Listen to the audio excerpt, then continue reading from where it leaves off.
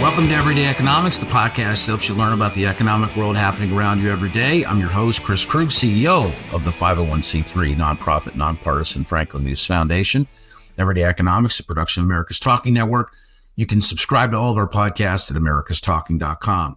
To support Everyday Economics, please make a tax-deductible charitable contribution by clicking the link in the show description. We are recording this episode on Thursday, February 8th. And join me, as always, my friend and partner, Dr. Orphe, Divounguy, PhD, economist, Dr. O. People out there looking for homes, they're seeing interest rates ticking up. The Fed held the rate, but yet interest rates are ticking up. Could you please help us to understand what is going on here? Yeah. So you have a situation where the 10-year Treasury yield, which mortgage rates tend to follow, has actually increased. It's increased since the start of this year because basically investors had priced in more rate cuts than we should expect, right? So like the U.S. economy has been more resilient than previously thought. And so the markets have had to kind of walk that back a little bit. And so yields have increased. Mortgage rates have only trended up so far in 2024. We had maybe 1 week where we had a small dip. But basically, rates are up 20 basis points in January alone. And so I think the big concern is, well, what does that mean for the housing market heading into the home shopping season? You know, and to that I say, look, we're looking at indicators of housing market activity. Despite the increase in mortgage rates, new listings are up. New listings, the flow of existing homes coming on the market for January, up 6% compared to last year. And mortgage applications, although they're still down 19% year over year, they've been going up for 5 consecutive weeks now. And historically, a 1% increase in the number of active listings or housing inventory has been associated with a 1.9%, almost a 2% increase, almost double, in the measure of active potential home buyers. So what do I expect going forward? I expect that if rates don't continue to increase, more listings means we're going to have more buyers out there, and that should result in more housing sales in the spring of 2024. Let me pause you there real quick. More listings mean more buyers will be out there?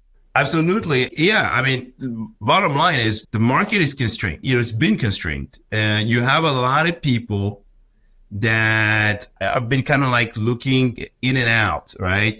And there was absolutely nothing out there, right? You're going to have more people coming back in the market. Those are homeowners. Look, 70% of homeowners end up buying again. You have a fraction of buyers that are basically potential first-time home buyers that are out there, right? With demographic factors, millennials hitting home buying age, ready to start a family, ready to go into the single family housing market. Okay.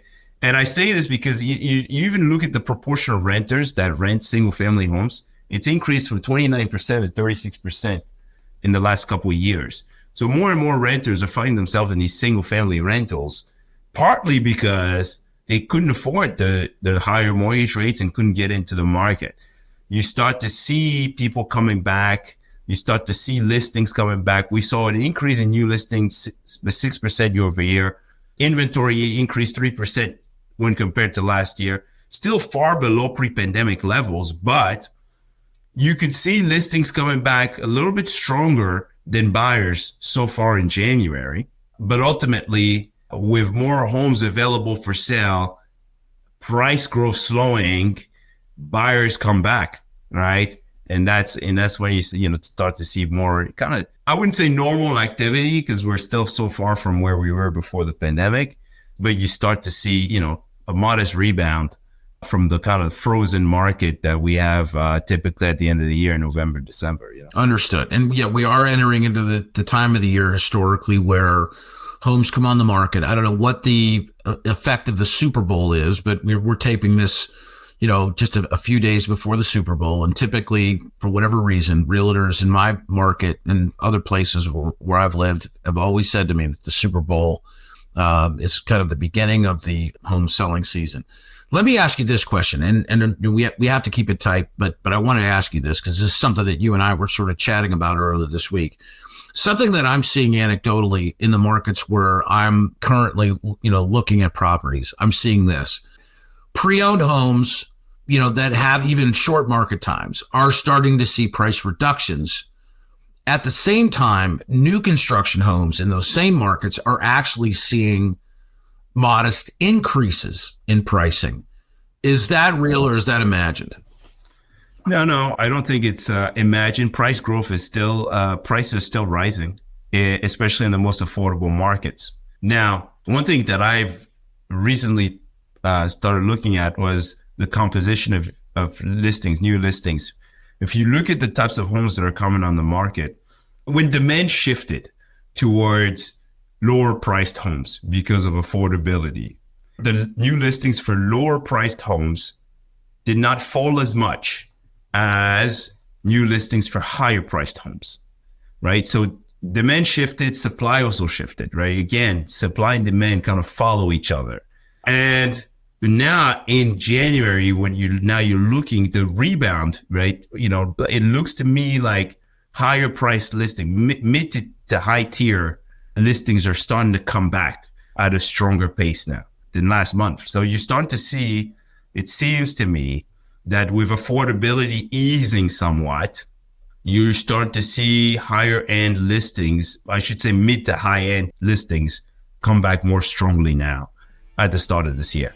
Okay, well, I think that makes sense, and I appreciate your thoughts on that as always. For Orphe Divounguy, this has been Chris Krug. Subscribe to Everyday Economics and other quality podcasts at americastalking.com. Get creative with Skillshare. Explore thousands of hands-on creative classes with one inspiring membership. Watch, play, learn, discover. Follow the link in our show description to join Skillshare today and get 1 month free.